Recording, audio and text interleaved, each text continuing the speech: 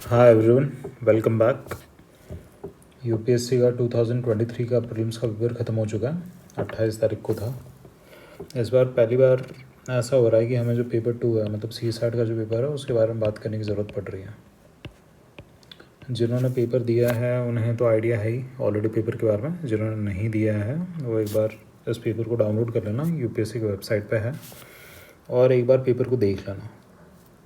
Paper को देखना इसलिए ज़रूरी है क्योंकि इस पेपर से एक बहुत बड़ी सीख मिल रही है।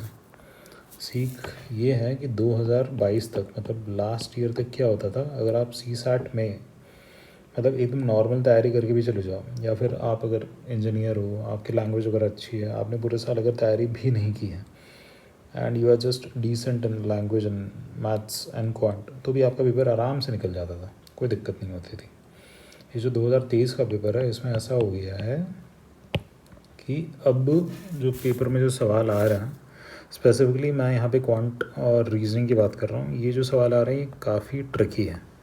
ठीक है, ये वर्ड काफ़ी इसलिए यूज़ हो रहा है क्योंकि हम रिलेटिव कंपैरिजन कर रहे हैं कि आज तक कैसा पेपर आ रहा था और अब कैसे क्वेश्चंस आ रहे हैं।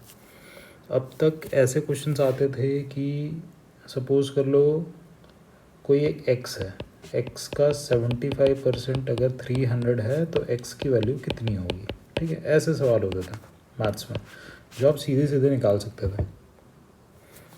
ठीक है, या फिर ऐसा होता था कि कोई एक कंटेनर है, सपोज कर लो कंटेनर में 100 लीटर ऑफ मिल्क है।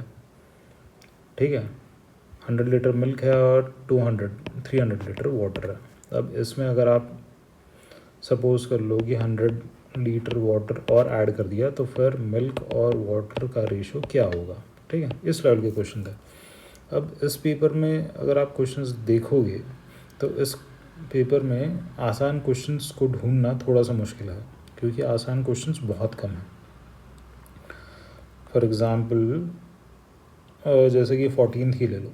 अब 14th में देखो, कुछ आपको इंटीजर्स दे रखे हैं और इंटीजर्स के बेसिस पे दो इक्वेशन दे रखी हैं और आपको ये बताना है कि इन दोनों में से कौन सी सही होगी, कौन सी सही होगी या फिर दोनों सही होगा। ठीक है, आगे देखता हूँ, इंग्लिश वाले ही देखता हूँ। अब देखो, ऐसा नहीं था कि सारे ही क्वेश्चंस डिफ़िकल्ट थे, बट आसान क्वेश्चंस को निकालना मुश्किल था।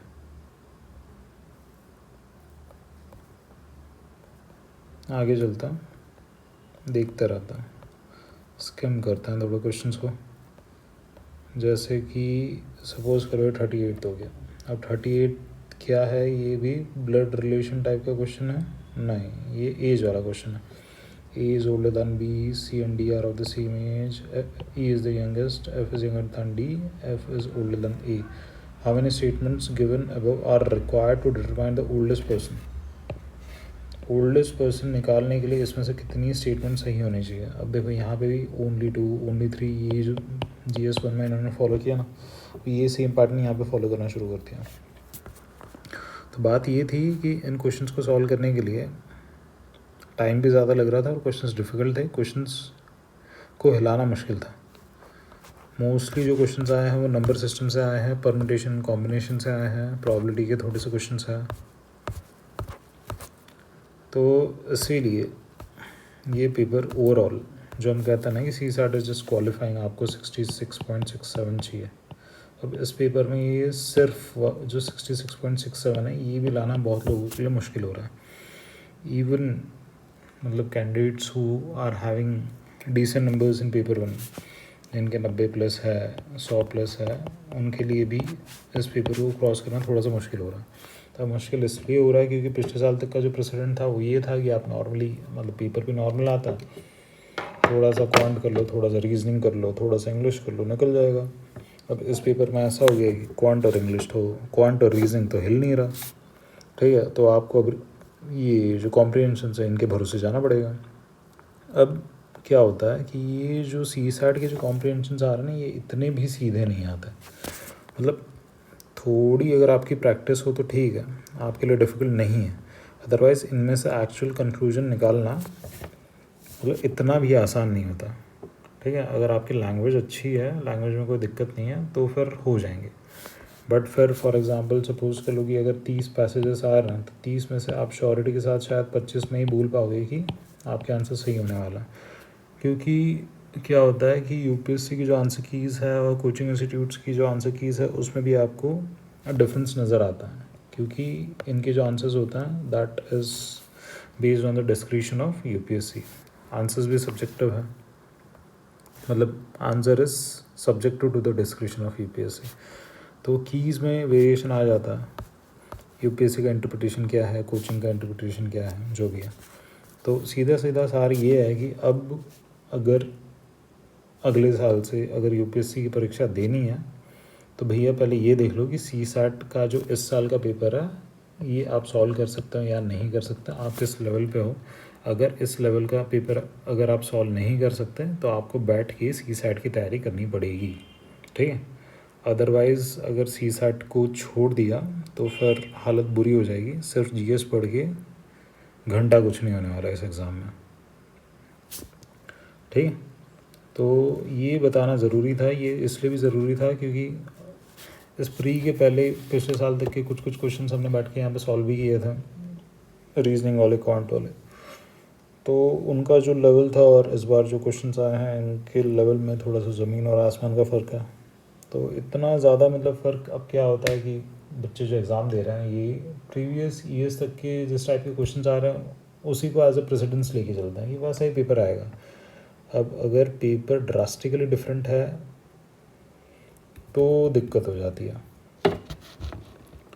तो जिनका निकल रहा है उनके लिए तो सही है, ठीक है। जिन्होंने थोड़ी भी मेहनत की थी उनका निकल जाएगा, बट जिनको एक्चुअल में दिक्कत है, अब फॉर एग्ज़ाम्पल ऐसे देख लो ना कि मतलब जो बच्चे अब रीजनल लैंग्वेज से आ रहे हैं, ठीक है, अब पैसेज या तो इंग्लिश में होंगे या तो हिंदी में होंगे यहाँ पे। अब जिनकी हिंदी ठीक है चलो उनके लिए भी ठीक है, शायद निकल जाए। बट जो दूसरी मीडियम से आ रहे हैं, गुजराती, मराठी, तमिल, तेलुगु, उनके लिए तो फिर बहुत दिक्कत हो जाएगी। और ऐसे बच्चे जो सिर्फ क्वांट और रीजनिंग के भरोसे पेपर निकाल देते हैं। तो ये कुछ डिस्कशंस हैं जो ज़रूरी है। अब तैयारी तो आपको खुद ही करनी है। तैयारी करने के लिए इन पेपर को पहले देख लेना, इस पेपर को स्पेसिफिकली पहले देख लेना, और रिलेटिव कंपैरिजन के लिए 2022 और 21 का भी देख लेना क्या डिफरेंस है पेपर में, कितना डिफरेंस है। या आपको जो यूट्यूब पे दिख रहा है कि इतने जो वीडियोस बन रहे हैं जिसमें लोग अपनी जो गाथा है उनको उसको व्यक्त कर रहे हैं कि भैया हमारा सी सैट नहीं निकल रहा, इसमें क्वेश्चन लटक रहे हैं, हमारे 30 ही अटैम्प्ट हुए हैं, तो क्यों हुआ है ऐसा, ये पेपर देखने के बाद आपको पता चलेगा। तो अब ऐसे कुछ सेशंस हम कंटिन्यू करेंगे, थोड़ा बहुत डिस्कस करते रहेंगे, क्योंकि ज्ञान तो वैसे हर जगह से मिल ही जाता है। अब यूट्यूब पे नॉलेज की कमी तो है नहीं, लेक्चर्स की कमी है नहीं, बट ठीक है, साइड बाय साइड हम देखते रहेंगे कि जो डिस्कशन से रिलेवेंट है उन्हें एटलीस्ट यहाँ पे किया जा सके। तो ये था सी सैट का सार, ये था सी सैट की मन का बात नहीं हो जाएगा, मन की बात हो जाएगी, ठीक है। तो आई होप जो ये वीडियो देख रहे हैं उनका, अगर उन्होंने पेपर दिया तो उनका सी सैट निकल जाए। एंड करते हैं इस वीडियो को, मिलता है आपसे नेक्स्ट सेशन में।